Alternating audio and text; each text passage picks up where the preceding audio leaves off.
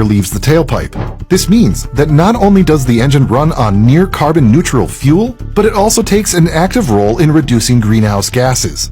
And the best part? While EVs are busy figuring out how to recycle their batteries without hurting Mother Nature, Porsche's synthetic engine running on its clean green fuel is already ahead of the game. And get this, they even have 3 more partners that nobody could have expected. Ferrari, Audi, and BMW are also coming together. This is no dream, folks. Pinch yourself. These are the companies that are actually known for their iconic combustion engines. Porsche is not just stopping at a synthetic fuel. Instead, they've been cooking up the idea of using hydrogen fuel as well. While companies like Toyota and BMW have tried to make hydrogen fuel cells practical, they've never been able to provide the performance and reliability. But Porsche has finally solved all the problems with HCEV cars. Now, if you're scratching your head wondering what the heck a hydrogen fuel cell car is, you're not alone. Imagine a car that's powered by a chemical reaction between hydrogen and oxygen. This isn't some wimpy battery on wheels. No, sir.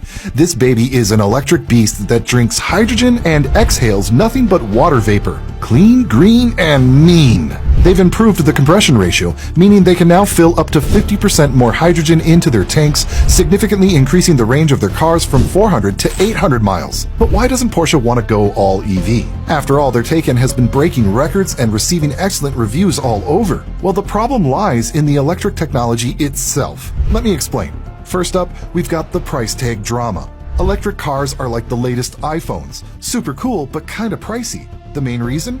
Those hefty batteries that power them aren't cheap. Despite the fact that running an EV can save you a bundle over time, we're talking about $4,500 to $12,000 in savings, depending on where you're cruising around. And that initial sticker shock is real. Plus, older, used EVs don't have the range of the new ones, which can be a bummer. Then there's this thing called range anxiety. It's like when your phone's on 1% battery and you're nowhere near a charger. Stressful, right? Well, folks worry they'll run out of juice on the road and be stranded far from a charging station. Oh, and what about cold weather? Forget about it. It nibbles away at your EV's range like nothing else. Now, let's talk about choice. Once upon a time, you had like 3 EVs to pick from.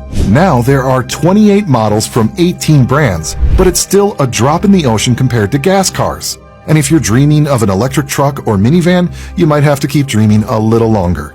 Finding a mechanic who can whisper sweet nothings to your EV and actually fix it is another hurdle. EVs are still kind of rare beasts in the wild, so not every mechanic is ready to dive under their hoods. Sure, they need less upkeep, but when they do need a fix, especially something big like a battery pack, it can cost a pretty penny. And oh, the saga of charging stations? Picture this, you're on a road trip and you can't find a place to charge your EV. Talk about a buzzkill. The good news? The government's throwing billions into building a vast network of chargers across the country. But for now, finding a quick, convenient charge can still be hit or miss. Charging speeds are also a bit of a party pooper. There are 3 levels of EV chargers, from the slowpokes to the fast and furious ones. But even the quick ones can't compete with the speed of filling up a gas tank. We're getting there though. Companies like Porsche and Tesla are working on super speedy chargers that can get you back on the road in no time. Compatibility's another quirk.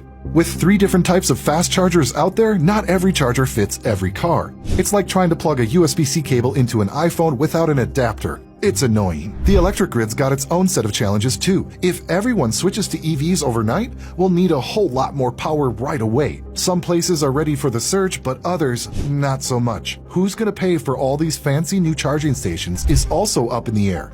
They're not cheap to build, and while some big names in the car biz are investing big time, the price tag for creating a network of chargers that covers the whole country is no small potatoes. So this new engine by Porsche isn't just about keeping the flame alive for car lovers who live for the rumble of an engine.